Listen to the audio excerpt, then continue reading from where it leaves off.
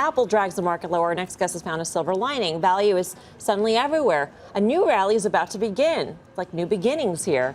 Chris Harvey, head of equities at Wells Fargo, joins us now. Chris, great to have you with us. It's good to be back, Melissa. What are you saying, 12% higher from here? So between now in 2019? 2019, that's right. And between now and year end, mid-single digits to high single digits. It's not, oh my gosh, we're so bullish we can't see straight. It's, there's been a lot of pain. There's been a lot of de-risking. That's created opportunity. You look at the S&P, it's 15, 16 times earnings. How did we get here? We got here because rates went higher, because people thought the Fed was going to be dovish, not hawkish, and because tech and momentum was in weak hands. We've washed that out. Steve, I know you're looking for that cathartic puke. You still think that there's more people that are going to be washed out. But the people I talk to, they're washed out. The de-risking has occurred. If we look at rates, rates are now starting to come back down. And you're right, oil has gone down 7-8% today. That should keep rates going lower. In addition to that, the Fed now has to acknowledge that trade and tariffs are starting to affect prices. There's cost inflation, the supply chain, and the economics. And that, to a certain degree, at the margin, is going to be dovish. Yeah, I'm sorry, Chris, but, Please. you know, Janet Yellen talked about transitory. That's a word she used all the time. I had to look it up. But I think, you know, the tariffs thing, and a lot of people think it is transitory. So why should the Fed sort of focus on something or probably go away in the president's mind in the next couple months? Right. It's not. They have to acknowledge. So earlier this year, what they were saying is, we're talking to the C-suite. We're talking to people in the know. And they're fearful. We don't see the facts. Now the facts are on the ground. If you go through 3Q earnings, you're seeing cost inflation. You're seeing prices change. You're hearing people talk about changing around the supply chain. That's real. That's tangible. That may be transitory, but they have to acknowledge at this point in time, and that's important. Chris, one thing we did see today, and actually over the last couple of days, but more pronounced today, was high yield junk bonds starting to have seeing some cracks in that arena. Right. Does that concern you for your bullish case? It always does concern us, but why is it happening? It's happening because oil is going lower. Oil is now, that's a tax rebate for the consumer. The consumer's in a pretty good place. What are we on the top of? We're on top of spend. We're on top of the Christmas season.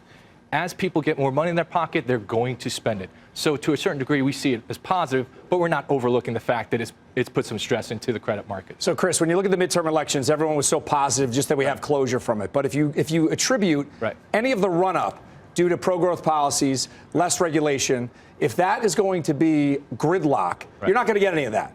So how do you make the case with whether or not rates are coming in now or not, to Guy's question? They're still going to be higher than they once were. We're going to have less pro-growth policies. How do you make the case for 2940 in the S&P again, or above? For 29, for the high, this year. Yeah, so yeah, exactly. For this year, or even when you're talking about it, the landscape has changed. So we've had a lot of pain. So going into October, we were telling clients to de-risk. When you're above 2,900, de-risk. We saw a lot of good news priced in. That de-risking has occurred. I haven't seen this kind of de-risking in years. There's going to be a massive culling of the herd at this point in time. That is going to, there are less sellers at this juncture. Now, when we look forward, there's a lot, we've dealt with a lot of the negative news. As we look forward, we're going to have positive news around the holidays. We're going to have positive news as companies look forward. Apple warned, Amazon warned, whether or not. Those are the two names that dictate where the consumer is going to be. So Apple warned, Amazon warned, and now it's in the price. So now we can work higher from here. And if the consumer is better, and what we know from the credit card companies, consumer is better, we haven't factored in lower oil prices. And as we look forward, the employment picture is still very strong. All these other issues, I'm not saying things are great. What I'm saying is things are difficult, but there's now opportunity here. And that opportunity is because you've uncovered value. And as we go forward, you can start to unlock that in the short term for a trade. Thanks, Chris. Good to see you. Chris Harvey, Wells Fargo. Tim Seymour, well, you buy what Chris is selling, which is a rally into year end. I always listen intently to Chris, and I think he brings some good points. I think what's debatable. Okay. All right, now he's gone. Bottom line here is, yeah, he's gone. Bottom line is, look, I think what Chris has to say in terms of the rally being exhausted and where people are positioned differently than they were, say, a month ago. Yes, they are.